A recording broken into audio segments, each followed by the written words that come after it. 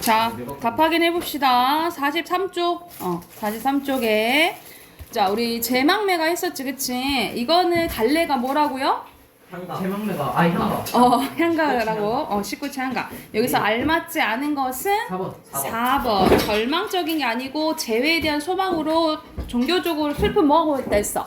승화, 그치, 극복하고 있다고. 2번에 알맞지 5번. 않은 것은 오케이 5번인데 여기서는 비유적 화자의 정서를 비유적으로 표현한 거예요? 아니요. 그게 아니고 갑작스럽게 죽은 누이를 잃은 바람에, 그치, 거기에 비유한 거, 화자의 정서를 비유한 게 아니에요. 그러니까 비유적 표현 쓰긴 쓰였는데 화자의 정서를 비유한 게 아니라고. 그리고 3번에 A와 함축적 의미가 유사한 거네요. 미타찰은 만날 곳이잖아, 그치? 너와 만날 곳이야. 그러면은 여기서는 2번. 서요. 오케이, 서역으로 이제 가려고 하는 거죠. 그리고 4번에 적절하지 않은 것은 1번. 죽음을 거부하는 게 아니라 죽음을 뭐 하는 거라 했어? 두려워하고 좀 꺼리는 거라고 했죠, 그죠? 그리고 5번에 가에 나온 것은 가는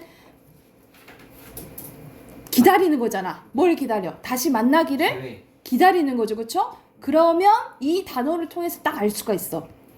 우리 다시 만나자. 카노.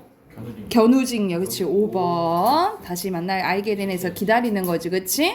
그리고 6번에 적절하지 않은 것은 3번. 이것도 단어 때문에 틀려요. 3번. 애증 때문에 틀리지, 그치? 그리고 7번에 떨어질 입. 입이요. 입. 발음할 때 나머지 말. 발음할 때는 비읍이죠. 입 아니에요. 입. 입. 입이. 자, 그 다음에 가시리 봐볼게. 가시리는 대표적인 고려가요입니다. 여러분, 고려가요 특징이 뭐라 그랬지? 신나요. 신나요? 신나겠고. 신나요? 후렴구가 있어요. 그렇지, 후렴구가 있지, 그치? 그래서 여기 봤을 때 후렴구가 사용이 됐고, 자, 그리고 글자 수는 뭐가 반복된 텐데?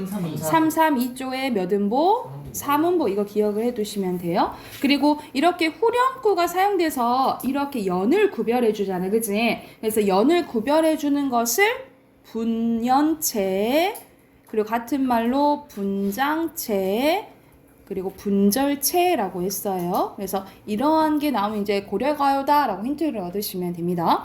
그런데 특징이 여기서 보는 이 후렴구들이 있죠. 이 후렴구들의 기능은 어떤 기능을 할까?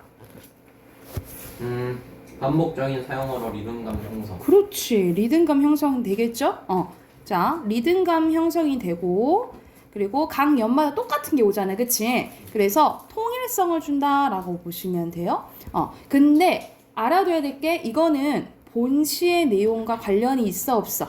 없어요. 본시의 내용과 관련이 없다라고 보시면 돼요. 그래서 이거는 우리가 고려가요 때는 우리가 한글이 만들어지기 전이잖아. 창제되기 전이잖아. 그치? 그래서 구전 되다가 이 조선 초기 때 궁중악으로 아무래도 이제 쓰이게 되면서 이 궁중악 가사로 이제 후렴구가 붙은 거를 추정을 하고 있어요. 그래서 조선 초에 이게 궁중악으로 이제 속하게 되면서 붙은 걸로 추측을 하고 있다. 이렇게 알아보시면 돼요. 그럼 내용 한번 봐볼게.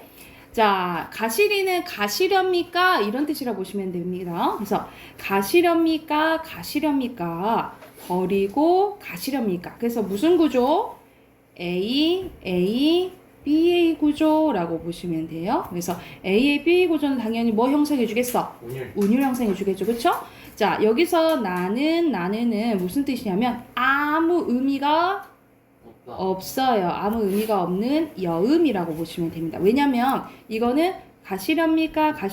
나는 버리고 가시렵니까? 나는 하면서 음보 맞추기 위해서 쓴 거여서 의미가 없는 여음이라고 생각을 하시면 돼요. 여기까지 됐나요? 그래서 여기서는 무슨 상황인 거야? 이별한 상황인 거야. 그치? 님이 가시는 거지. 그치? 가시렵니까? 그런데 이때 후렴구가 보자. 위 증질과 대평성대. 지금은 태평성대입니다. 잘 살고 있는 나라가 평안합니다. 이런 뜻인 거야. 본시의 내용과 관련 없죠. 그래서 이거는 이제 상관 안 하고 해석을 하시면 돼요. 이어서 볼게. 날러는 어찌 살라 하고 버리고 가시렵니까? 하면서 이별에 대해서 님에 대한 뭐가 드러나요? 원망이 드러나는 거지. 나보고 어찌 살라 하고 나 버리고 가시렵니까? 나는 또 여음 나왔네, 그지? 자, 잡사와 두어리 만화는 누굴 잡고 싶어? 님을 잡고 두고 싶지만 선하면은 서운하면 이런 뜻이에요. 서운하면 아니올세라. 여기서 리을세라 이렇게 동그라미 쳐놓자. 리을세라는 무슨 뜻이냐고 보면 되냐면 뭐뭐 할까 두렵습니다 이런 뜻이에요. 그래서 이거 해석하면 무슨 뜻인 거야? 잡아서 두고 싶지만 님이 서운해서 진짜 아예 아니 올까봐 두렵습니다. 그래서 님을 잡아 못 잡아? 못 잡는다 이 말이야. 그래서 여기서는 이제 이 이별에 대해서 되게 수동적으로 반응하는 여성적인 태도가 드러난다라고 보시면 돼요. 그래서 여기서는 님의 수동적인 이별에 대한 태도가 드러난다라고 보면 되고, 서로님, 이 서로님은 두 가지로 해석이 될 수가 있어요. 그래서 여기서는 자, 여기 써놓자. 첫 번째, 두 번째. 만약 여기서는 서로님은 서러운 이런 뜻이야. 서러운 이런 뜻인데, 자, 내가 서러울 수도 있고 이미 서럽다 이렇게 두 가지로 해석될 수가 있어요. 그래서 만약 주어가 임이다. 그러면 어떻게 해석될 수 있냐면 이별을 바로바로 써놓으세요. 서러워하는 님 이렇게 해석을 할 수가 있고, 만약 서러워하는 주체가 나예요. 만약 난다고 한다면 어떻게 해석될 수 있냐면 화자를 서럽게 하는 님 이렇게 해석할 수 있다라고 보시면 돼요. 이거는 두 가지로 해석할 수 있다라고 보시면 됩니다. 그래서 자, 이별을 서러워하는 님 또는 화자를 서럽게 하는 님 보내옵나니 가시는 듯 도셔오셔서 다시 오세요 라고 하면서 마지막은 임과의 다시 만나는 재회를 뭐 하는 거예요? 약속. 재회를 바란다, 소망한다 라고 보면 되겠죠. 그래서 지금 당장은 소극적으로 못 잡지만 다시 오기를 기다리는 대표적인 이별의 정안을 노래한 시라고 보시면 돼요. 그래서 여기서는 옆에 정리되어 있죠. 첫 번째 원망, 그리고 원망의 고조, 체념하고 마지막에 소망을 바라고 있다라고 보시면 돼요. 그리고 여기 후렴구의 기능 정리되어 있네, 그치? 그래서 후렴구 기능은 여음구, 리듬감 형성해주고 통일성 부여해주고 형태적 안정감과 분연의 기능 한다고. 그래서 연을 구별하는 거를 무슨 체를 한다고? 분연체. 같은 말로 후렴구. 아니 구별. 분절체, 분절체. 분장체 이를 같은 말이라고 한다고요. 이해됐나요? 그래서 대표적인 이별의 정안을 노래한 고려가요라고 생각하시면 됩니다. 자, 여기 해당하는 문제 풀어 오시고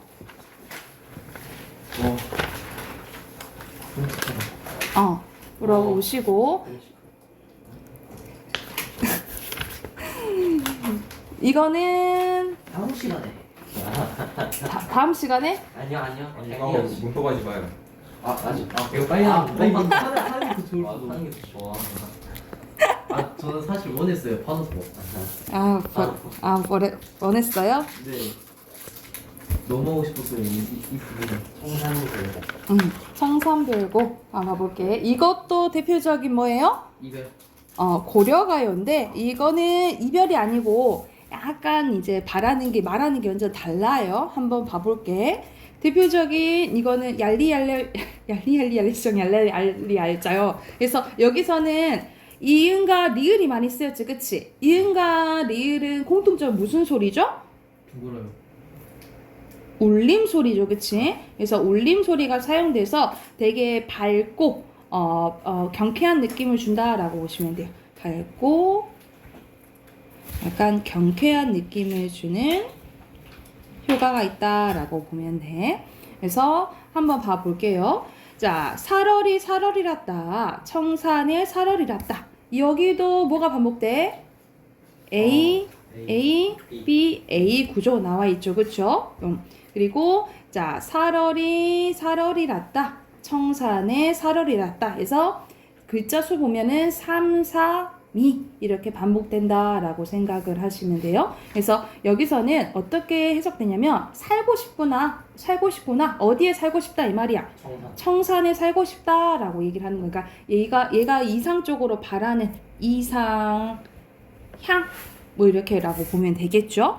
머리랑 다래랑 먹고 청산에 살얼이 났다. 청산에 살고 싶구나 라고 얘기하는 거니까 머리랑 달래 이건 산에 나는 나무들 있잖아. 뭐 이거 소박한 음식들만 먹고 나 그냥 청산에 살고 싶다 라고 얘기를 하는 거예요. 그래서 여기서는 어떻게 보냐면 되면 내가 궁극적으로 바라는 이상향도 되지만 내가 도피하고 싶은 공간도 되는 거야. 그래서 옆에 써놓자. 이건 현실 도피적 공간도 되고, 그리고 우리가 보통 세상과 멀어질 때 산 들어간다고 하잖아, 그치? 그래서 이거는 속세와 반대되는 공간도 된다 라고 보시면 돼. 속세와 대조된다 라고 보면 돼. 이어서 보면 울어라 새요, 자고 일어 울어라 새요. 우는구나 옆에 해석돼 있죠. 새요, 자고 일어나 우는구나 새요 하면서 여기서는 이 울어라를 어떻게 해석을 하냐면 두 가지로 해석을 해요. 여기서는 우는구나 이렇게 해석을 하기도 하지만 울어라 이렇게 해석되기도 한다라고 보시면 돼요. 왜냐하면 이거는 이제 구전됐기 때문에 달리 해석하는 경우가 많다라고 생각을 하시면 돼요. 그래서 여기서는 운다라고 표현했네. 그럼 나도 뭐 하고 싶은 거야? 울고 싶은 이렇게 해석할 수도 있겠죠. 그치? 여기서 새는 감정이입의 내 감정이랑 같을 수도 있는 거야. 감정이입의 대상이 된다라고 보시면 돼요. 그래서 너보다 씨름 한, 여기선 한은 무슨 뜻이냐면 예전에 하다는 무슨 뜻이었냐면 많다 이런 뜻이었어요. 그래서 너보다 씨름 많은 이렇게 해석하면 되겠지. 나도 자고 일어나 운다 라고 얘기를 하는 거야. 그래서 여기서 나는 시적 화자죠. 그래서 시적 화자고 여기서는 여기 별표 쳐놓고 시적 화자는 이렇게 여기서는 화자를 세 사람으로 이제 해석하는 경우가 많거든요. 첫 번째는 약간 고민한 아까 전에 시름이 많다 했잖아요. 그치? 그래서 첫 번째 고뇌하는 소위 지식인으로 해석을 하기도 하고요. 그리고 산에서 이제 떠도는 자연인 또는 유랑민 이렇게 해석을 하기도 하고요. 또는 아예 이제 상처받아서 떠난 사람, 뭐 실현당한 사람 이렇게 해석을 하기도 해요. 그래서 시적 화자가 이렇게 달리 해석될 수 있다라는 거 확인하고 이제 좀 더 해석해 볼게. 자, 가던 새 본다라는 거야. 물 아래 가던 새 본대요. 여기서는 가던 새는 또 이거 두 가지로 해석이 돼. 진짜 날아가는 새 이렇게 해석을 하기도 하고요. 가던 새는 갈던 사례, 우리가 이거는 갈던 밭 이렇게 해석을 하기도 해요. 왜냐하면 밭을 사례 이렇게 얘기하기도 했거든요. 그래서 이렇게 두 가지로 해석 가능하다라고 보면 돼. 지훈아? 자, 가던 새 본데 물 아래 가던 새 본다라는 거죠. 물 아래 있다라는 건 산 밑에 있는 거지, 물은. 그치? 그래서 여기서 물 아래는 청산과 반대되는 속세라고 보시면 됩니다. 이거는 청산과 반대다. 선생님, 청산은 동그라미 쳤어. 이거 반대되는 것은 세모 칠게요. 그래서 속세를 의미한다라고 보면 돼. 가던 새 본다. 익물은 장그랑 가지고 물 아래 가던 새 본다. 그러니까 이건 무슨 뜻인 거야? 나는 청산에 가고 싶긴 해. 근데 약간 속세에 대해서 약간 뭐는 남은 거야? 그렇지. 약간의 미련은 남은 거야. 그래서 가던 새를 본다 이 말이에요. 이 익물은 장그라는 또 세 가지로 해석이 됩니다. 이렇게 써놓자. 세 가지로 해석이 되는데 익물은 익기 묻은 쟁기를 이렇게 해석을 하기도 하고요. 얘가 아까 전에 뭐 유랑민이라 했잖아. 그치? 정착하지 못하면 익기 묻은 쟁기를 이렇게 해석을 하기도 하고, 아니면은 날이 묻은 병기를, 그러니까 만약 군사 이렇게 해석을 하면 이렇게 해석을 할 수도 있는 거야. 또는 실현당한 사람은 익기 묻은 은장도를 이렇게 세 가지로 해석을 해요. 이끼 묻은 쟁기를, 날이 묻은 병기를, 그리고 이끼 묻은 은장도를. 이렇게 우리가 쬐까나 그 칼을 은장도를 하잖아요. 그치? 이렇게 해석할 수 있다라고 보시면 돼요. 그래서 여기서는 속세에 대한 약간 미련, 속세에 대한 미련이 드러나 있다라고 보시면 되고요. 자, 이어서 볼게. 이러공 저러공, 이리공 저리공, 이건 이럭저럭 하야 나지란 지내소녀. 그러니까 이럭저럭 해서 낮에는, 여긴 낮이에요. 낮에는 잘 지내왔다 이 말이야. 그런데 오리도 갈리도 없는 밤이란, 올 사람도 갈 사람도 없는 밤이란 또 어찌하겠냐라고 하는 거야. 그러니까 낮에는 잘 버틸 수 있는데 밤에는 조금 이것저것 생각도 많고 외로움도 들고 막 하는 거죠. 그쵸? 그래서 여기서는 또 상반된 거 나온다라고 보시면 되고요. 자, 어디라 던지던 돌고 누리라 맞으던 돌고, 어디에 던지던 돌인가, 누구를 맞추려고 한 돌인가, 매리도 괴리도 미워할 사람도 사랑할 수도 없어서 그냥 나 마저 혼자 외롭게 있다라고 표현을 한 거예요. 그래서 여기서는 돌은 무슨 뜻이냐면, 우리가 자기도 그냥 던진 돌도 맞는다 하잖아. 그치? 이거는 사람이 약간 정해져 있고 이런 거지. 그러니까 이거 돌은 어떤 걸 의미하냐면, 누가 던진 운명인가 이렇게 해석을 하는 거예요. 그래서 돌은 운명을 상징한다라고 생각을 하면 돼. 그러니까 뭐 때문에 나 이렇게 살고 있는 거냐, 이걸 이렇게 표현했다라고 보시면 됩니다. 살얼이랐다. 또 반복되지, 그치? 살얼이랐다. 발 아래 살얼이랐다. 이제는 어디에 살고 싶다 이 말이야? 바다에 살고 싶다라고 표현한 거예요. 여기서는 바다는 그러면 앞에서 같은 거 뭐랑 같은 거야? 청산이랑 같은 거지, 그치? 자, 나마자기 구제랑 먹고 발 아래 살얼이랐다. 자, 나 문제와 굴 조개랑 먹고 나 바다에 살고 싶구나. 또 이제 노래하는 거야. 가다가 들어오라. 애정지 가다가 들어오라. 가다가 듣노라. 이 부엌에 가다가 듣노라. 사슴에 짐대에 옮아서 해금을 허결을 들어라. 이건 어떻게 해석되냐면 옆에 봐보자. 사슴이 장대에 올라서 해금을 켜는 것을 듣노라 라는 거야. 이거는 말도 안 되는 상황이지. 사슴이 어떻게? 장대에 올라서 해금을 켜. 말도 안 되는 상황인 거지. 그치? 이렇게 말도 안 되는 상황을 얘기한 거면 이렇게 이 정도로 기적이 일어나기를 바라는 거예요. 비현실적인 얘기를 해서 이런 일이 있었으면 좋겠다라고 얘기를 한 거야. 그래서 가나니 가다 보니 배부른 독에 설진 강수를 빚는구나. 설진 강수 술이라고 생각하시면 돼요. 빚는구나. 조롱꽃 누룩이, 조롱밭꽃 같은 누룩이 매워 붙잡으니 네 어찌하리요. 그러니까는 이 외로운꽃 조롱받고 누룩이 나를 잡아. 그러니까 난 뭐 마실 수밖에 없다.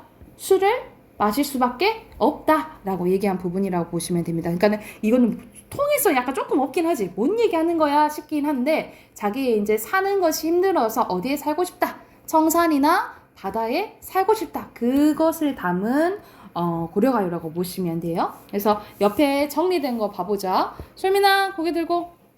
자, 주제는 봐봐. 삶의 고뇌와 비에서 벗어나고 싶은 욕구인 거야. 그래서 어디 살고 싶다 한 거야? 청산이랑 바다에서 살고 싶다 하는 거지. 어구의 반복을 통해서 의미를 강조하고요. 그래서 화자가 정확히 누구인지 파악하기 어렵잖아. 그래서 이제 막 세 가지, 두 가지 이렇게 해석이 된다라고 보시면 돼요. 후렴구를 통해서 밝고 경쾌한 느낌을 주고요. 고려인들의 인생관이 잘 반영되어 있다라고 보시면 됩니다. 여기는 이제 고려가의 운율적 특징인데 이거 아까 선생님이랑 했으니까 넘어가고, 시어의 상징적 의미 봐볼게요. 여기서는 각각 해석되는 게 막 여러 가지 있었잖아요. 그치? 그거 유념해서 문제를 푸시면 됩니다. 그리고 맨 밑에 가보자. 맨 밑에 화자에 따른 시어 의미 달라진다 했지, 그치? 그래서 화자가 유랑민일 수도 있고 실현당한 여인일 수도 있고 좌절한 지식인일 수도 있다 이 말이야. 이거에 따라서 시어가 달리 해석된다라고 보시면 돼요. 그래서 여기 표시해 놓자. 여기 표시해 두시고 이거 기반해서 문제 푸시면 돼요. 이해됐나요? 오케이. 그러면 뒤로 소설로 갈게요. 우리 소설 그때 개념만 하고 작품을 못했는데 102쪽으로 할게요. 102쪽. 물 좀 마시고 왔지. 네, 갔다 오세요.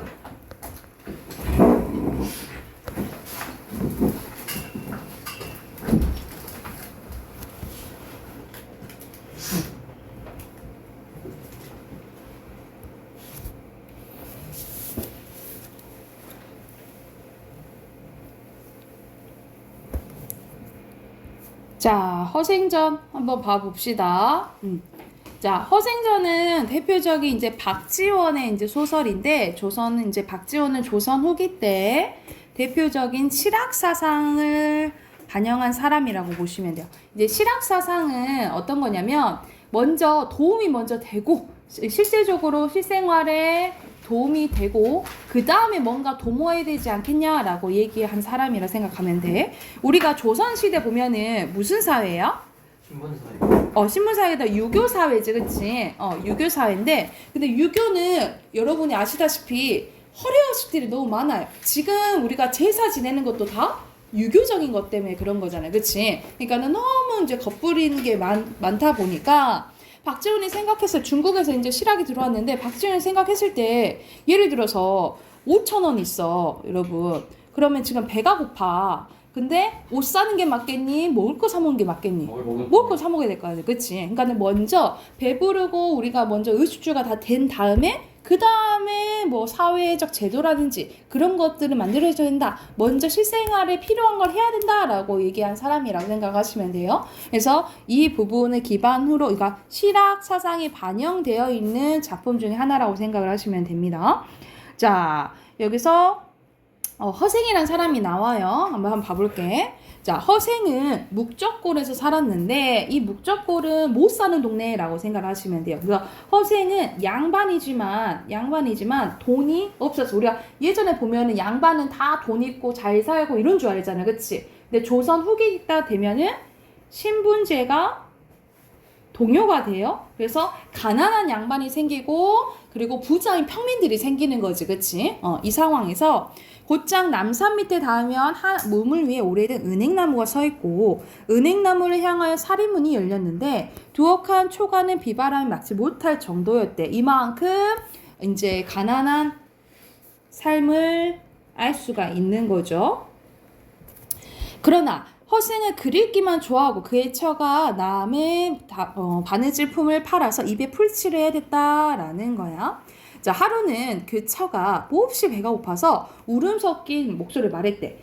당신은 평생 과거를 보지 않으니 글을 읽어 무엇합니까? 라고 얘기하는 거지. 그러니까는 과거 보지 않을 거면 공부를 왜 해? 이제 와이프는 얘기를 하는 거예요. 처는 얘기를 하는 거예요. 그러니까 그래서 이 과거는 뭐의 이제 출세의 수단인 거지, 그치? 그리고 우리가 유교의 대표적인 게 사나이로 태어났으면 이 몸을 딱 바로 세워서 나라를 위해서 뭔가 공도 세우고 이름을 널리 알려야 되는 거예요. 그걸 뭐라 하냐면 입신양명이라고 해요. 그래서 입신양명을 해야 되는 현실적인 목적을 가지고 공부를 해야 되는 거 아니냐라고 얘기를 하는 거야. 그러니까 허생은 나는 아직 독서를 익숙치 하지 못하였어. 나는 공부를 해야 되는데 공부가 부족해 라고 얘기를 했다라는 거지. 그러니까는 허생은 공부를 하는 이유가 뭔 거야? 자기 약간 만족인 거지, 그치? 이상적인 약간 목적을 가지고 있는 거예요. 그러니까는 아내와 바라는 게 상반되는 거죠, 그쵸? 자, 그럼 장인밭이 일이라도 못하나요? 라고 얘기를 하니까 장인밭이 나 못 배웠어, 나 못하는데? 그럼 장사는 못하나요? 라고 얘기하는 거야. 장사는 미천이 없는데 어떻게 하겠어? 돈 없어! 이렇게 얘기를 하는 거죠. 천은 왈칵 성을 내며 얘기를 했대. 밤낮으로 글을 읽더니 기껏 어떻게 하겠어? 소리만 배웠단 말이요. 장인밭이도 못한다. 장사도 못한다. 그러면 도둑질이라도 못하시나요? 이렇게 얘기를 하는 거지, 그치? 그러니까는 너 이것도 못하냐? 라고 얘기를 한 거야. 그래서 여기서는 우리가 없이 살면 뭐 할 수밖에 없어? 도둑질밖에 할 수 없잖아, 그치? 이럴 수밖에 없는 상황을 얘기해줬다라고 보시면 돼요. 그래서 그만큼 이때 조선 후기 때는 약간 도덕적인 관념과 유교적 질서가 무너졌다라고 보시면 돼요. 그래서 유교적 질서가 되게 문란해졌다 이걸 이제 단적으로 표현한 글이라고 보시면 표현이라고 보시면 돼요. 도둑질이. 그래서 허생이 아깝다. 내가 당초에 그리기를 10년을 기약했는데 이제 7년밖에 안 됐는데 하면서 나갔다라는 거예요. 자, 그래서 누굴 찾아가냐면 이 허생이 얘가 뭐가 없어. 돈이 없잖아. 그러니까 위천을 마련하려 이제 부자를 찾아요. 여기에서 누가 제일 부자야? 하고 이제 찾습니다. 자, 내가 집이 가난해서 뭘 좀 해보려고 하는데 만냥을 꿔주시기 바랍니다 라고 얘기를 합니다. 그러니까 지금을 치면은 몇억? 몇십억? 이렇게 생각을 하시면 돼요. 변씨는 그러시오 하고 만냥을 그냥 내줬대. 이 변씨 부자가. 이 통도 크지요. 허생은 감사하다는 인사도 없이 가버렸다. 변씨 집의 자제와 손들이 허생을 보니 거지였다라는 거야. 실제 술이 빠져 너덜너덜하고 그리고 가시는 뒤굽이 자빠져 있으며 쭈그리진 가래에 허름한 도포에 거치고 코에서 맑은 콧물이 흘렀대. 그러니까 여기서로 보면은 허생의 겉모습을 표현한 거잖아. 그치? 외양 묘사가 나오는데 고로 거의 무슨 꼴이에요? 거지꼴이었다라는 거지. 그래서 몰락한 양반의 모습을 보였다라고 보시면 돼요. 자, 허생이 나가자 모두들 어리둥절해서 물었다라는 거야. 잠깐만. 정신 차려. 정신 차려. 좀 쉴까? 네. 수다 할까? 네. 정령. 하자.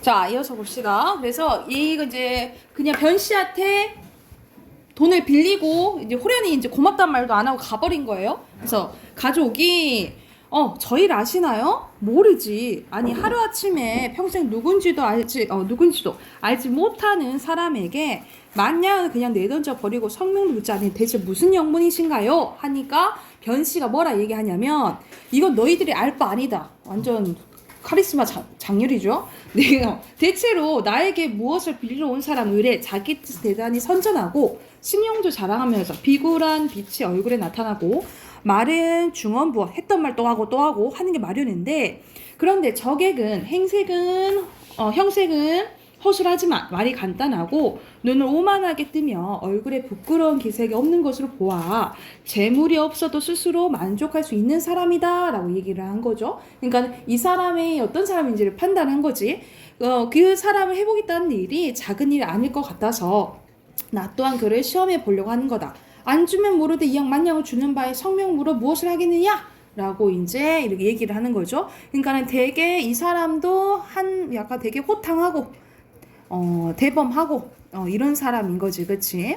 자, 허생은 만냥을 입수하자 다시 자기 집에 들리지도 않고 바로 안성으로 내려갔는데 왜 안성으로 가게 됐냐면 여기는 경기도 충청도 사람들이 마주치는 곳이고 삼남이 길목이기 때문이다. 거기서 대추, 밤, 감, 배며, 석류, 귤, 유자 등 과일을 모조리 2배의 값으로 다 사들였다라는 거지. 그래서 과일을 몽땅 쓸었기 때문에 온 나라가 잔치나 제사를 못 지낼 형편에 이르렀다라는 거죠. 그러니까 과일을 샀는데 왜 샀냐면 항상 어디에 필요하니까 제사. 잔치나 제사 지는데 필요하니까. 그러니까는 이거는 다 의식 같은 거잖아. 이것을 이제 비꼬기 위해서 모조리 사들였다라고 보시면 돼요. 그래서 과일은 양반의 허례허식을 나타내는 소재 첫 번째라고 보시면 됩니다. 그래서 얼마 안 가서 허생에게 2배의 값으로 과일을 팔았던 상인들은 도리어 10배의 값을 주고 사가게 되었대. 왜냐면 다 누구한테밖에 없으니까. 과일을 허생한테밖에 없으니까. 그러니까는 이건 뭐예요? 매점매석을 하게 된 거지. 그치? 그래서 허생은 길게 한숨을 내쉬었대. 뭐라고 한숨을 내쉬었냐면 만냥으로 온갖 과일값을 좌우했으니 우리나라 형편을 알만하구나 라고 얘기를 하는 거야. 그만큼 조선 경제가 취약하다 이런 걸 알 수가 있는 거죠. 그래서 조선 경제 구조의 취약성을 비판하는 부분이다 라고 보시면 돼요. 그래서 그는 다시 칼, 호미, 포목 따위를 가지고 제주도로 가서 말총을 죄다 사들였는데 몇 해 지나면 나라 안에 사람들이 머리에 싸매지 못할 것이다. 그래서 왜냐면 말총으로 뭐를 만드니까 우리 이렇게 하는 것도 있죠. 망건을 만드니까 이것도 양반의 허례허식을 나타내는 소재 두 번째라고 보시면 돼. 이 적으시면 되겠죠. 자, 그 다음 쪽으로 가봅시다. 쌤 말총이 뭐예요? 말총. 그 말의 꼬리. 말총소리 같은 예. 거 있잖아요. 말의 꼬리. 모르겠는데. 자, 그리고 이때 변산에 수천의 군도들이 우글거리고 있었는데 도둑질하는 사람이 많았다 이 말이에요. 그러니까 아까 전에 도둑질한다는 것은 결과적으로 가난하니까 결국 그때 할 수밖에 없는 게 도둑질이잖아요. 그치? 이런 사람들이 많았다 이 말이야. 각 지방에서 군사를 증발하여 수색을 벌였으나 좀처럼 잡히지 않았대. 그러면은 나라 사람들이 일을 제대로 해 못한다라는 거죠. 그쵸? 그래서 이거는 집권층의 무능력함을 비판하는 부분이라고 보시면 돼요. 군도들도 감히 나가 활동을 못해서 배고프고 곤란한 판이었다.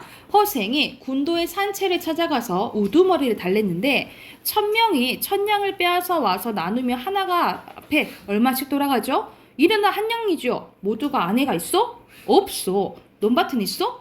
아니, 땅이 있고 처자식이 있는 놈이 무엇 때문에 도둑질을 하냐 이 말이야. 그치?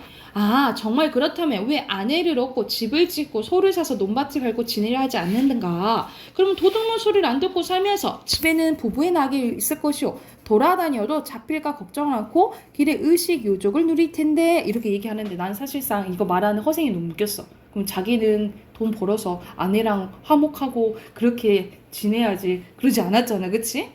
하여튼 그래요. 왜 바라지 않겠소? 다만 돈이 없어서 못할 뿐이지요. 허생 웃으며 말했대요. 도둑질하면서 어찌 돈을 걱정할까? 내가 능히 당신들을 위해서 마련할 수 있어. 내일 바다에 나와보. 붉은 깃발을 단 것이 모두 돈을 실은 배이니 마음대로 가져가라 라고 한 거지. 허생이 군도와 언약하고 내려가자 군도들은 모두 그를 미친놈이라고 비웃었대요. 그들은 나무를 베어 집을 짓고 배를 엮어 우를 만들었다. 여기서는 이거 중략돼 있는데 바로 넘어가네. 그래서 그 다음날 찾아갔더니 진짜 배에 돈이 가득한 거예요.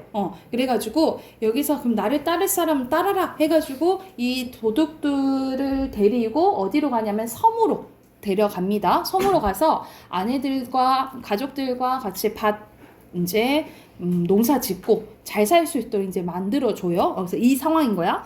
땅 기운이 온전하기 때문에 배꼽이 잘 자라서 한 해나 세 해만큼 걸러지지 않아도 한 줄기 9 이상은 달렸다. 3년 동안 양식을 비축해 두고 나머지를 모두 배에 싣고 장기도를 가져가서 팔았다라는 거죠. 그러니까는 무역도 하게 된 거죠. 무역도 하게 만들어준 거예요. 장기라는 곳은 30만 년이나 되는 일본의 속주이다. 그 지방이 한참 흉년이 들어 구휼하고 은 100만 냥을 얻게 되었다라는 거지. 허생이 탄식하면서 이제 나의 조그만 실험이 끝났구나 라고 얘기하는데, 그러니까는 자기는 이 섬을 가지고 이제 시험을 해본 거야. 내가 바라는 이상 사회를 만들 수가 있을까? 내가 뜻대로 될까? 그래서 이 작은 섬을 가지고 시험을 한 거예요. 그래서 이 시험은 자신의 이상 사회 건설을 시도해 본 거다라고 생각을 하시면 돼요. 이에 남녀 2,000명을 모아두고 말했대요. 내가 너희와 이 섬에 이제 왔을 때는 먼저 부하게 한 연후에 그 다음에 문자를 만들고 의관을 새로 하려고 했다라는 거야. 선생님 아까 처음에 시작하려면 얘기했지. 먼저 배부르게 한 다음에 그 다음에 제도가 필요하다라는 거잖아. 그치? 이거는 실학사상이 반영되어 있다라고 보시면 돼요. 실학사상에 이용호세 먼저 부하게 된 다음에 먹고 산 다음에 그 다음에 이제 제도를 만드는 거다 이렇게 생각을 하시면 돼요. 그런데 여기는 땅이 좁고 덕이 얇으니 나는 이제 여길 떠나련다. 다만 아이들이 낳거들라 오른손으로 손가락을 쥐게 하고, 그러니까 기본적인 생활의 습관을 만들어주고 하루라도 먼저 난 사람 먼저 모토로 양복해 해라. 어른들 잘 돌봐라. 장유유서 얘기하는 거죠. 그렇죠?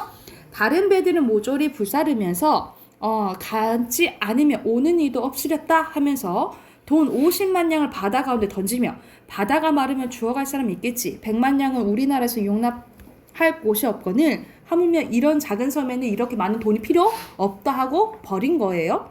그리고 그를 아는 자들을 골라 모조리 함께 배에 태우면서 이 섬의 화근을 없애야지 생각한 거야. 그를 아는 사람들 다 데리고 간 거야. 왜? 그러면 그를 아는 사람은 긍정적으로 생각한 거야? 부정적으로 생각한 거야? 부정적으로 생각한 거죠. 그치? 왜 부정적으로 생각했을까? 그를 아는 사람 왜 부정적으로 생각한 거예요? 왜냐면 지금 지배층들은 다 그를 아는 사람들이잖아. 그치? 근데 잘 나라를 다스려? 다스리지 못하는 거잖아. 그러니까 오히려 아는 게 문제다라고 얘기를 하는 거예요.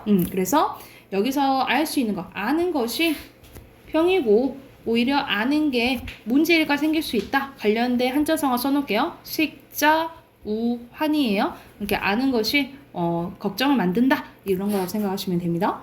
그래서 허생은 나라 안을 두루 돌아다니며 가난하고 의지 없는 사람들을 구제했대요. 그리고도 은이 10만 냥 남았대요. 이건 변씨에 대해 갚을 것이다 하고 허생이 가서 변씨를 보고 나를 알아보시겠소 하고 묻자 변씨는 놀라 말했대. 그대의 안색이 조금도 나지 않았으니 혹시 만냥을 실패해보지 않았어? 재물에 의해서 얼굴에 괴물 도는 것도시 자 당신들 일이요. 만냥이 어찌 돌을 살찌게 하겠소? 하면서 자 자기는 돈에 신경 안 쓴다 이 말 하는 거겠지 그치? 그래서 자기는 선비로서 약간 정신적인 것을 추구하지 약간 물질적인 것을 바라지 않는다 라고 얘기하는 거죠. 그래서 만냥이 아니라 10만 냥을 변씨에게 내놓았다라는 거죠. 이어서 보면 내가 하루아침에 주림을 견디지 못하고 그릴 길을 중도에 패하고 말았으니 당신에게 만냥을 빌렸던 게 부끄럽소. 변씨는 대경에서 크게 놀라서 일어나 절을 사양하고 10분의 1로 이자를 쳐서 받겠노라 했대. 허생은 잔뜩 역절리며 당신은 나를 장난치러 보는가 하면서 뿌리쳤다라는 거지. 그러니까 여기서는 이 허생이 뭘 알 수 있냐면 아무리 자기가 지금 이렇게 돈 가지고 장난을 쳤어도 자기는 뭐야? 자기는 양반이다 이 말이야. 그래서 여기서는 양반의 약간 우월의식이 드러난다 라고 보시면 돼. 양반은 뭐 안 만져? 돈 안 만져. 자기는 이거 경제성 이런 취약성을 보여주려고 한 거지. 진짜 장사치는 아니다 라고 얘기한 부분이다 라고 보시면 돼요. 이건 거의 이제 절반 일부분이고 후에 이제 변씨가 이 허생이 너무 대단하니까 다른 사람한테 이제 소개시켜줘요. 그래서 이완 이제 어영대장을 소개시켜 주는데 이 사람이 와서 이렇게 똑똑하면 나라 일을 해보지 않겠냐라고 이제 왔는데 거절을 당하게 돼요. 그래서 왜냐면 이완 대장한테 그러면은 임금이 와가지고 나 꼬실 수 있어? 안 된대. 아니면은 지금 양반들 보고 조금 양보해가지고 저기 명나라에 있는 사신들 조금 돌보게 할 수 있어? 그것도 안 된다고 해. 그리고 마지막에는 그때 당시에 저기 청나라예요. 청나라의 문물을 조금 배워오는 게 어때? 적을 알아야지 이기지 이렇게 하니까 그것도 안 된다고 해. 그래서 다 안 된다고 하냐 하면서 어영대장 그때 막 죽이려고 막 칼까지 드니까 어영대장이 도망갔다가 그 다음날 왔더니 허생이 사라지고 없었다라고 이제 끝나게 돼요. 그래서 전체적으로 이런 경제적인 문제와 그리고 무능력과 지배층에 대한 비판이 드러나 있는 소설이라고 생각을 하시면 돼요. 그래서 맨 앞으로 다시 앞으로 가서 표 한번 봐보자. 표 잠깐 봐볼게. 정리되어 있는 거. 102쪽 잠깐 표 볼게요. 자, 여기서는 고전소설, 한문소설이에요. 그리고 풍자소설, 한문소설인데 이제 번역된 거라고 생각하면 되겠지. 자, 17세기 조선 효종 때고요.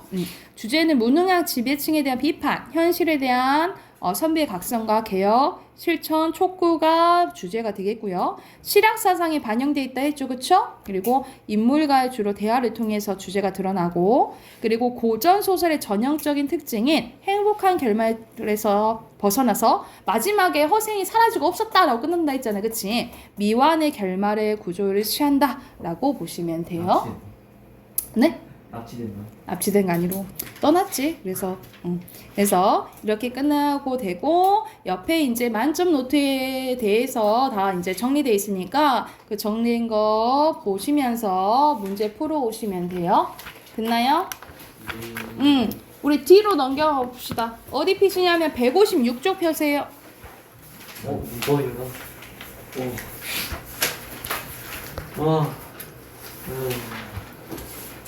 자, 156쪽 펴세요. 오늘 간단하게만 할게. 간단하게 오늘 높임법만 할게요. 아셨죠? 간단하게 이제 높임법만 할게요. 그게 어렵지 않지? 여러분 잘 알고 있는 거니까. 자, 우리가 높임법은 크게 자, 세 가지가 있어요. 크게 세 가지가 있는데 우리가 주체 높이법, 객체 높이법, 상대 높이법이 있어요. 세 가지가 있는데 이렇게 나누는 기준은 높이는 대상이라고 보시면 됩니다. 이렇게 나누는 기준은 뭐라고? 높이는 대상이라고 보시면 돼요. 그래서 주어를 높이면 주체, 그리고 목적어나 부사어 높이면 객체, 그리고 듣는 사람, 청자를 높이면 상대 높이법이라고 보시면 됩니다. 그래서 먼저 주체 높이법부터 봐볼게요. 아저씨. 자, 서술의 주체를 높이는 표현으로 자, 서술상의 주체가 화자보다 나이가 많거나 사회적 지위가 높을 때 사용을 해요. 그래서 자, 맨 첫 번째 사용하는 방법이에요. 주체 선어말 어미 시가 사용됩니다. 여러분 선어말 어미가 무슨 뜻이야? 먼저 오는 어미. 오케이. 먼저 오는 어미. 선이 먼저 선자예요. 그래서 어말 어미는 맨 끝에 오는 다 이런 거를 이제 어말 어미라 하는데 이거 앞에 온다라고 해서 시라고 해요. 그래서 주체에 높인 선어말 어미 뭐가 쓰인다? 시가 쓰인다라고 보시면 되겠죠. 그래서 차린다가 아니고 뭐가 되는 거야? 차리신다 이렇게 되는 거지, 그치? 그래서 이렇게 나는 시가 들어간다라고 보시면 되고요. 주격조사 이가 대신에 뭐가 사용돼요? 깨서가 사용된다라고 보시면 돼요. 주격조사 깨서. 그리고 주어 명사의 접사 님이 붙이고요. 그래서 선생께서가 아니고 선생님께서 이렇게 되는 거지, 그치? 그리고 특수어휘가 사용되는데 이 특수어휘는 대표적으로 계시다, 주무시다, 잡수시다, 편찮으시다. 이게 주체 높임 특수어휘라고 생각을 하시면 됩니다. 그래서 이렇게 특수어휘가 쓰이고요. 자, 알아둬야 될 게 여러분 여기 중요해. 직접 높임이랑 간접 높임이 있거든요. 이건 뭐냐면 자, 말 그대로 높여야 할 대상 직접 높이면 직접 높이는 거야. 자, 외출하셨다. 누가 외출하신 거야? 아버지? 께서. 이건 직접 높인 거예요. 그런데 자, 높여야 할 대상인 주체, 신체, 소유물, 생각이나 주체와 관련된 사물을 높여서 간접적으로 높이는 게 간접 높임이라는데 예를 들어서 삼촌께서 키가 크시대. 자, 크시대. 뭐가 큰 거야? 키가 큰 거지, 그치? 그래서 주체, 신체, 키를 높임으로써 간접적으로 뭘 높이는 거예요? 주어를 높이는 거야. 이게 간접 높임인 거야. 그러니까 예를 들어서 선생님께서는 많으시다. 뭐가 많을까요? 나이. 그래, 나이가 많다 해보자. 나이가 많으시다 라고 했을 때 자, 많은 건 뭐야? 나이가 많은 거지, 그치? 이 나이를 높임으로써 뭘 높이는 거예요? 선생님을 높이는 거다라고 보시면 돼요. 그래서 재밌어? 자, 특징은 뭐냐면 특징은 여기서는 시가 쓰이잖아요, 그쵸? 간접 높임에는 특수어휘가 쓸 수 없어요. 특수어휘가 쓸 수 없다라고 생각해 보시면 돼요. 이거 가장 큰 특징이야. 이거 써놓자. 간접 높임에는 이런 것들 있죠. 위에 있던 특수어휘 있잖아. 특수어휘가 쓰인다, 안 쓰인다? 안 쓰인다라고 보시면 돼요. 그러니까 예를 들어서 교장 선생님의 말씀이 계시겠습니다 라고 하면은 틀린 거지, 그치? 어떻게 얘기했어? 있겠습니다. 교장 선생님의 말씀이 있으시겠습니다. 이렇게 높여야겠죠. 그렇죠? 그래서 특수어휘 쓸 수 없다라고 보면 돼요. 자, 객체 높임 봐볼게요. 객체 높임은 자, 목적어나 부사어 높이는 거예요. 그래서 부사격 조사 에게 대신에 뭐 사용돼요?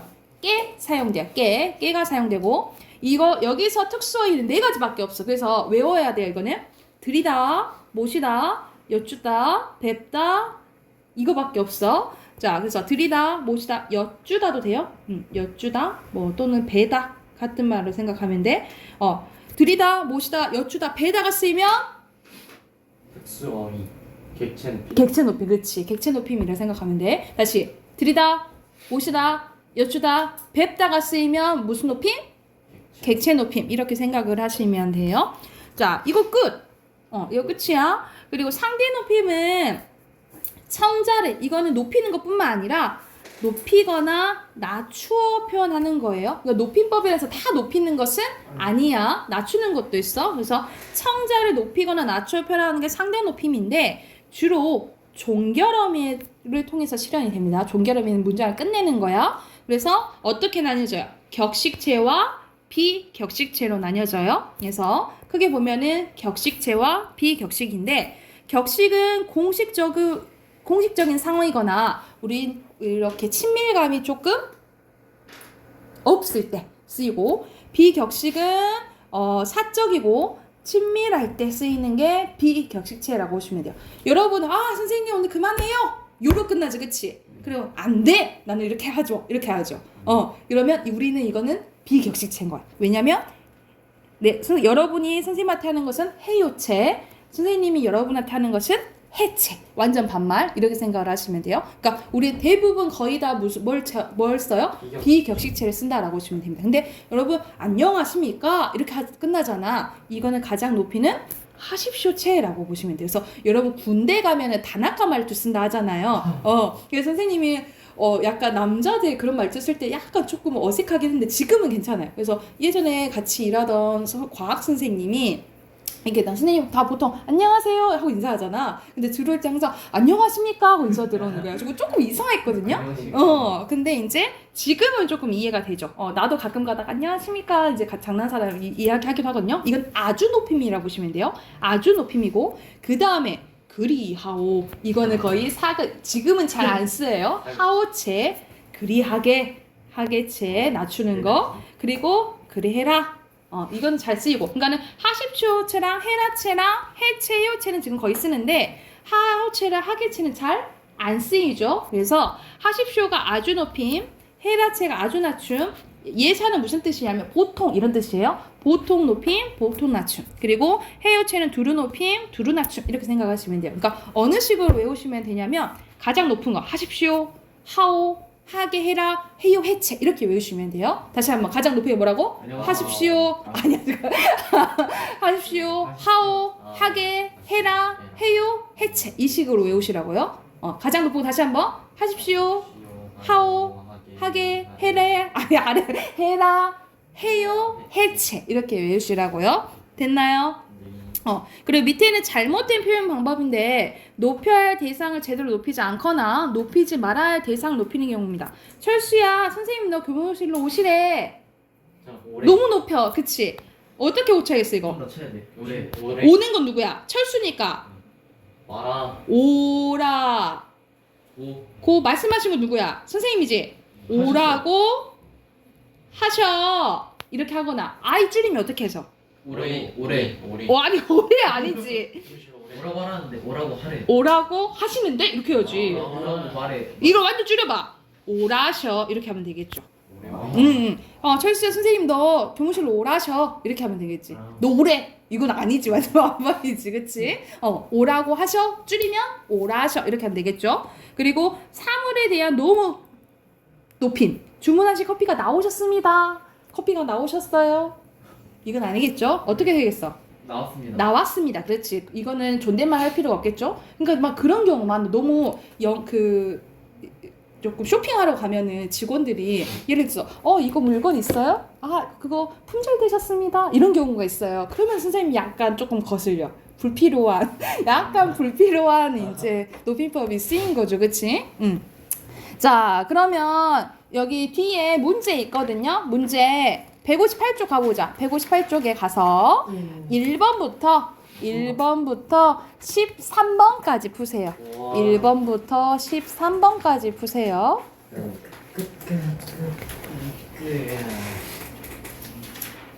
벌써 끝?